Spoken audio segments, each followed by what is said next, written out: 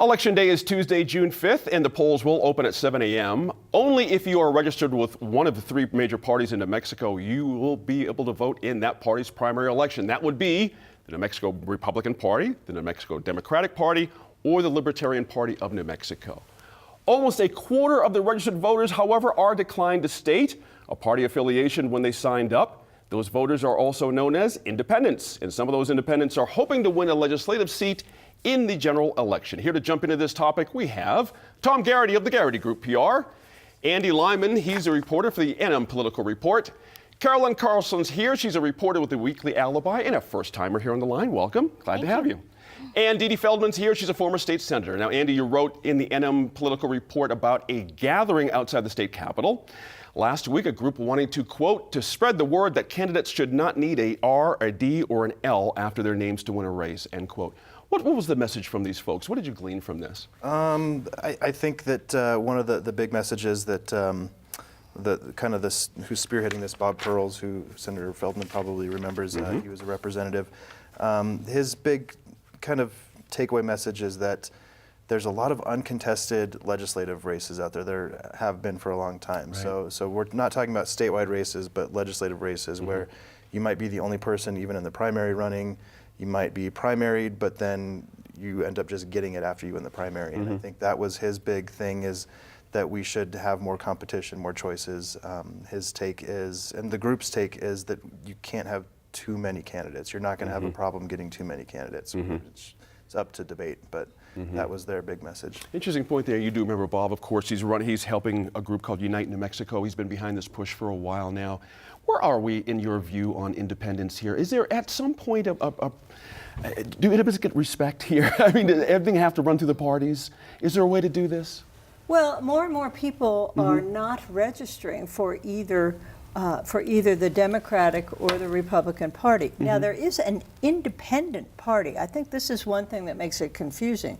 You can decline to state, and that's a separate category from the independent party. So we're talking really about people who decline to state. Right. And, you know, a quarter of our population now is declining to state. 60% of those are millennials. So they've become disillusioned with both parties. You know, and I think that one of the things that Bob Perls is also advocating is that we have an open primary system. That's right. So that independents and decline to state people will not be deprived of those choices, which are, by the system we have now, determinative in who's going to be in Congress or who's going to be in the legislature. So I think that is one of the remedies of giving people more voice and more choices. And I think the goal, though, is to get more people involved, and that will help to do that. And also to make the politicians, the office holders, more accountable. And they're not as accountable when they face no opposition. Good point. And that is not just a function of the lack of independent voices, but also the redistricting system that we have had that creates very few swing districts.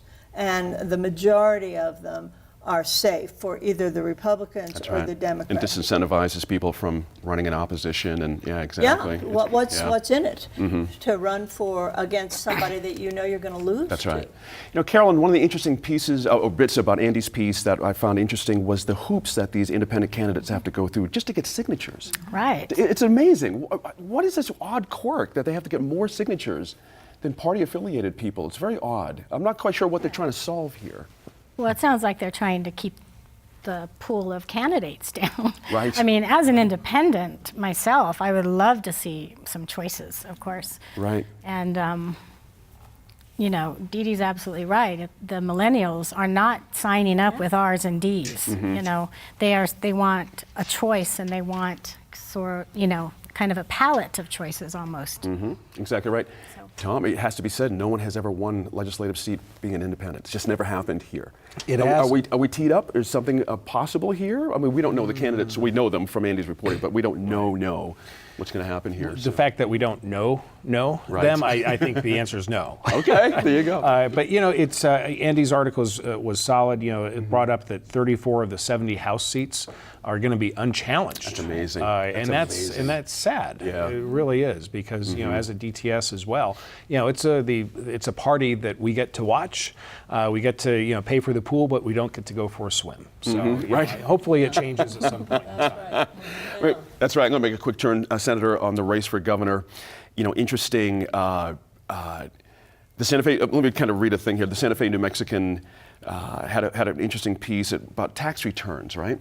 And we've got an interesting issue here with what's in the air nationally, of course, about tax returns is impacting locally. Yes. What expectations have changed, haven't they? Yes. What's your thought on this? Well, I mean, Michelle Lujan Grisham, for example, urged Trump to release his tax right. returns, That's and right. now she is not releasing her tax returns, and neither is Steve Pierce, the two leading candidates for governor.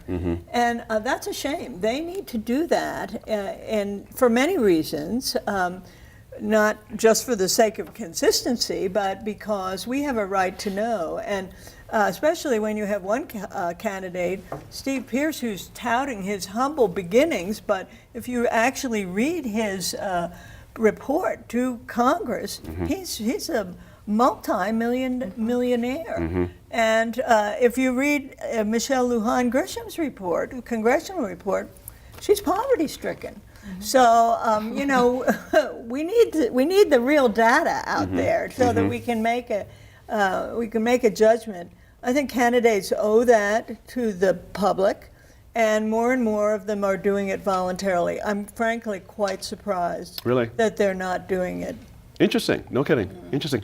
Andy, interestingly enough, I'm thinking about some other things here about this tax issue that is it as big as we might think it is? Is the public really ginned up to know all the details of someone's income?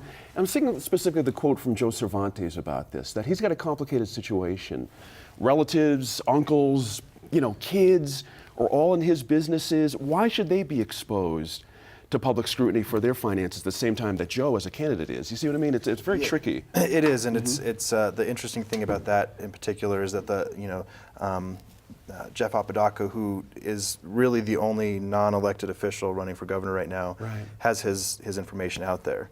If he doesn't go on to win, now we've got this private executive person who has his tax returns out there. So it is kind of a weird, tricky situation where we've got elected officials now who we kind of expect we want to know what's behind the scenes, make sure there's no conflicts of interest there. But I don't know. I think like Senator Feldman said, it's kind of a backlash from the 2016 election where we really want to see his tax returns. Right. I'm sorry, President Trump's tax returns. And that's just kind of, I don't know, I think it's kind of the nature of the beast now that we're going to be looking at it. That's right.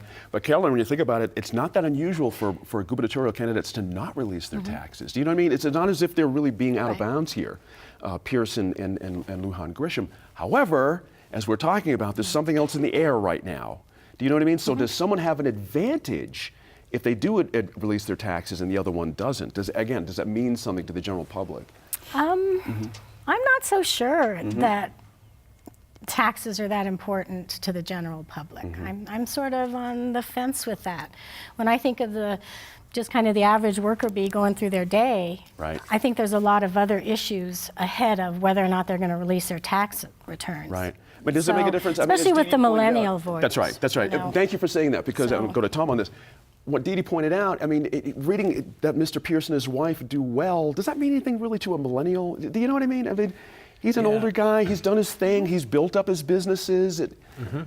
Yeah, it's not necessarily, I don't think you have to release a tax return if you're running for public office. I think it's something you should do if you want to prove that you are the transparency candidate. And I believe that both the potential candidates for the two major parties, they have some transparency issues at play that can only be partially addressed by releasing a tax return. That's right. Good point there. And all of the candidates right here in this studio, when they had a forum sponsored by FOG on transparency, they all said they were the transparency candidates. That's right. Hey, real quick, I want to do a round robin here. There's so many topics to get to on election season. We can't kind of do them officially, but In a minute, about a minute each, I want to start with you, Dee Dee. Anything out there that's catching your eye in this season for us locally here for politics that's really giving you an extra look, so to speak? Well, of course, here in Albuquerque, our mailboxes are flooded, our airwaves are flooded with the congressional race. Yes. And many of the ads and the mailers are sponsored by Independent PAC.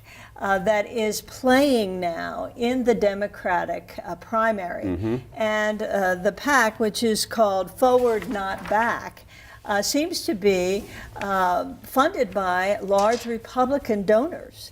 So they are trying to influence who is the Democratic candidate here. And I really think it's unfortunate because they are spreading lies about the candidates. And the candidates don't have as much money as these huge out-of-state groups do to, and they are not coordinated with the candidates, but they are,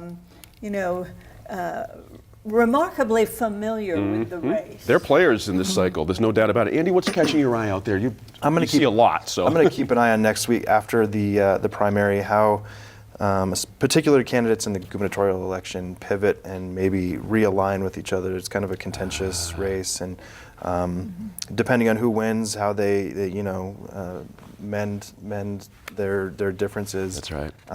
Or if they don't, I mean, and then their followers are going to have to kind of decide whether That's they're right. going to get in line with the That's winner right. or not. Either be led or not be led. Exactly right. Exactly. Tom, what do you think? What's out there that's catching your eye? Two things. One is the lieutenant governor vote. It'll be interesting to see who the shotgun wedding is going to feature for the Democratic side. And then the other, on election day, the day after, is figuring out where the Democrat voters went south of I-40, because I think those are the ones who will basically be that independent vote that's up for grabs. Right. That's fascinating. That's interesting Very for sure. Kellen, what are you watching for out there? Anything catching your eye? Well, as an independent, I'm just waiting to see how the Democrat side shakes down. There's not a lot of, there's not a lot of choice on the Republican side, and like Andy said, I'm very interested to see how they all come together afterwards. I'm always distressed when they start throwing dirt at each other during the primaries. I wish they wouldn't. It's a tough one this year. That's all the time we have for that one. Now, we'll be sure to examine primary results during next week's program. When we come back to the line, we'll look at the new leadership model for New Mexico State University.